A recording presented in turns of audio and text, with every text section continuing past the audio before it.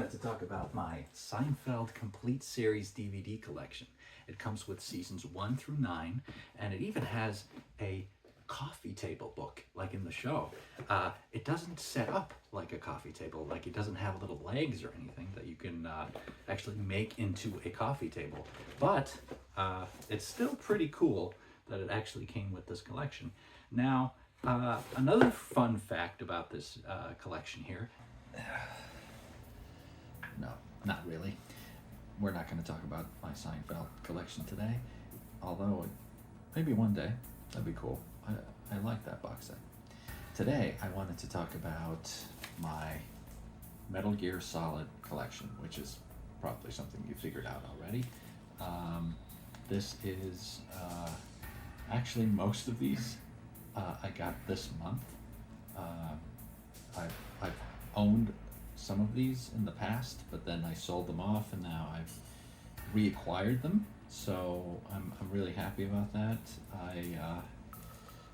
As you can see, these are all the mainline games, and also one collection. Yeah, I just wanted to make a video about it, and which is what I'm now doing. So let's just go through these game by game and see what actually comes with the actual game itself. Since I've already made this video, it was the last video I published, I figured I'd just reuse the asset and go through what was actually in this Metal Gear Solid 1 PAL version. You get the Silent Hill demo, and you got some Konami upcoming games pamphlet. Furthermore, this came with a poster of Silent Hill, which is extremely cool. And you got, of course, the manual with some cool artwork and everything. It's quite something.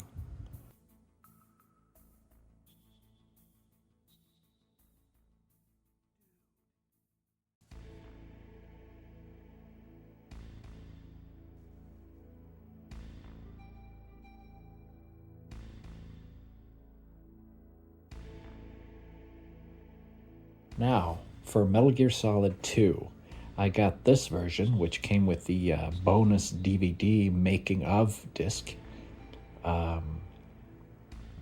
which you can see right here. And of course the game, and then you get some extra stuff like this little merch pamphlet, which, I mean, of course, and I wish I had some of these items. Look at that Silent Hill statue. That looks really cool. And here we have another pamphlet for the strategy guide, which is kind of a reoccurring theme with these games. They always want to plug that strategy guide. And okay, there's another one. Oh, I got two. The exact same one. Okay, I'll donate the extra to my local game store. And here, of course, is the manual. Now, this manual, compared to the first one, for the first game, and the manual for Snake Eater, it's actually kind of thin. There's not a lot in it compared to, especially Snake Eater. That one is pretty thick. This one, you get the same format. You got the cool little comic strip that also functions as a sort of a regular manual, just giving you some tips and tricks and everything on how to play the game, but in comic book format. So I always enjoyed that. And here, of course, is Snake Eater. This is just the standard one. So it has the fixed camera angles and everything. I really want to get Subsistence at some point, but it's pretty pricey nowadays, and I don't know if I'm ready to shell out that much for a game I already own. I mean, it's definitely something that I want to be part of my collection someday, but for now, this will have to this will have to do. And again, you get the comic strip here. Now the comic characters, or the characters featured in this little comic thing that they're doing, they look a lot more like the assets from the game, as opposed to just like cartoon characters, which is fine. But I do prefer the Metal Gear Solid 2 one. I think that looks, it gives it a little more character. It's the same kind of argument that when you see a cover, when you see cover art where they use in-game assets for the cover instead of just like actual artwork, it just makes it look a bit sort of, I don't want to say cheap, but because this is definitely not cheap. It's a thick manual with a bunch of stuff in it. It's really cool. You have everything from, you know, tips and tricks and how to use the controls, and you have all the different weapons on display with all, just a little, you know, tidbit of information about each of them. So it's a great manual. It's just that one thing that kind of bugs me about the art style used, and yeah. But you know, as you can see here, I'm just kind of leafing through the whole thing just to give you kind of the full picture. And this takes a while because this is, as I mentioned previously, the thickest of them all. It has so many pages compared to the other manuals, or manuals in general, really. I think this one is kind of like, it's probably the biggest one I've ever seen. That's what she said. Sorry, I just had to. I'm an Office fan. Can't help it. So here's the weapon section that I mentioned earlier. You get all the different weapons that you can possibly attain in the game, and I thought that was pretty cool. That's because there are so many hidden things in the game. It's nice to have like an overview of all the different items you're likely to get, and also all the others that you would have to actually search for. I appreciate that. And here, of course, you have all the characters portrayed with the amazing art by Yoji Shinkawa. Um, I really love his art style. I think that really just is something that needs to be present in all of Metal Gear. Because if it isn't, it just kind of lacks character. It lacks that character that has been with it since day one. And that's something that we're going to touch on a little bit later, because it's definitely, it's something that kind of disappeared a little bit by the end of Metal Gear Solid's life cycle, at least with Kojima still present. And here again, here's the last one to officially, of the mainline games, to officially include Yoji Shinkawa's art on the cover, which is pretty sad, but it looks great.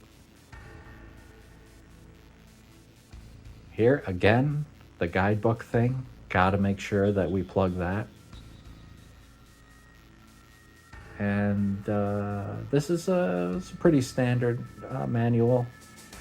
You know, it has a little bit of artwork in it, and also, of course, the comic strip thing that you'll see later. Of course, how to use the controls and everything, all the standard stuff, all the good stuff. Not as extensive as the Snake Eater one, of course, but it gets the job done. But this one is kind of cool though, because this has a little more kind of Frank Miller Sin City type vibe to it, with like the contrast and everything, the contrast artwork, with all just black and white shadow type thing. I I, I kind of like that actually. I think that works. Again, I still prefer Metal Gear Solid 2's art direction. I think that is like the most Metal Gear, this kind of seems like it's trying to be something else a little bit, but that's fine. It works. And here all of a sudden they switch over to colors where it gets a little more colorful.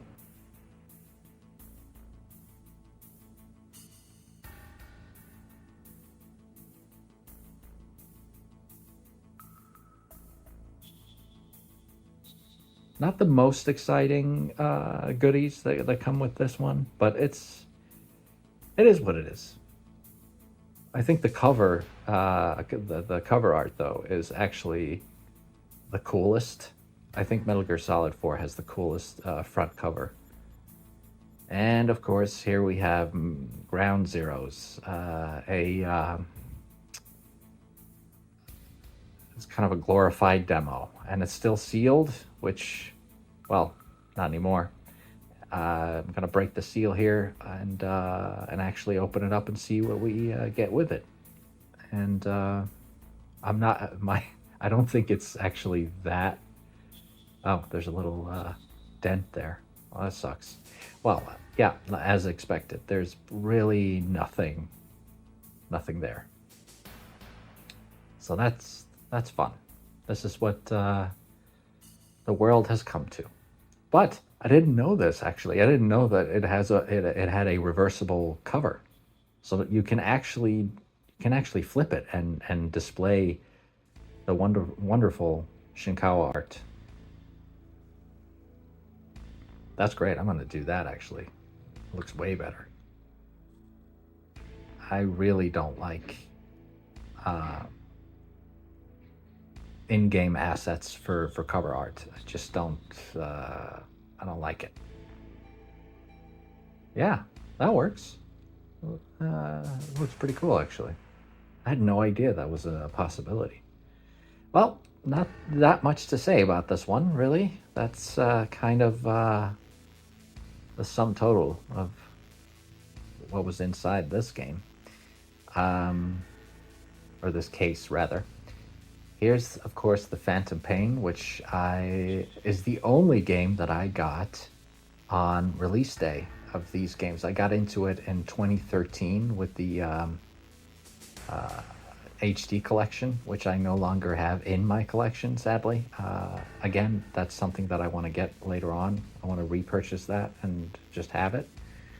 But yeah, I got into it back then, and I also had Metal Gear Solid 1 for the PlayStation 1, so I played them all in order. And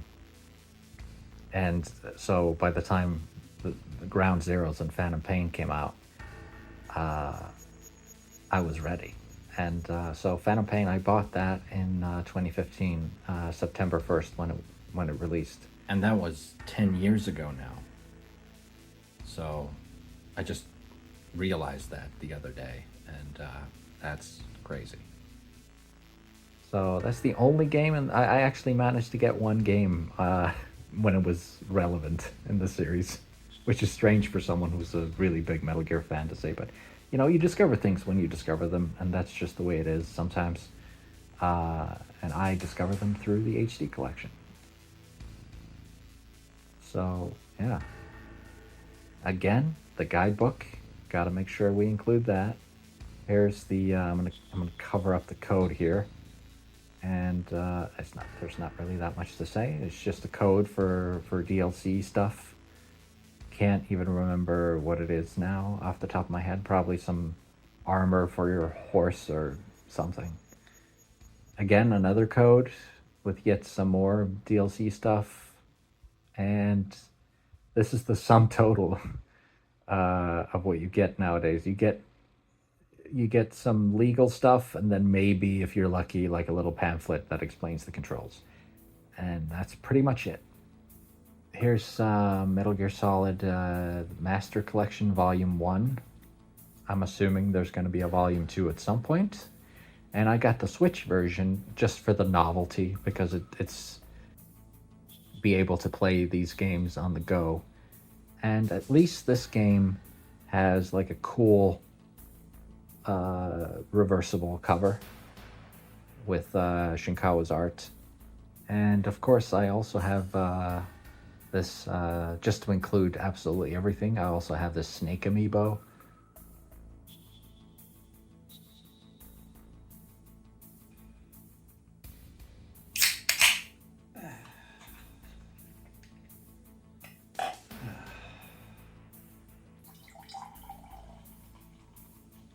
Oh, hello. I was just getting a beverage. So, thank you for joining me watching this video, which maybe you did, maybe you didn't. I mean, if you made it this far, I'm guessing you did. Yeah, it was good to get to show you guys my collection. My Metal Gear Solid collection is something that I strive to complete at some point. I've gone from sort of collecting just a little bit of everything to being a more curated collector. I want to go for something that actually makes sense to me, you know, which is mostly Metal Gear Solid, Zelda. But Zelda is pretty broad, so I don't really know where's the line, you know? Where's the line when collecting certain franchises? But those are for sure the franchises I care about the most. So yeah, don't really know how to end any given video, so I don't know. I'll do an impression. How long do I have? It's supposed to be Snake. I don't know how. Never mind. I didn't even drink it in the outro there. I haven't had this in years. But I remember it was fantastic.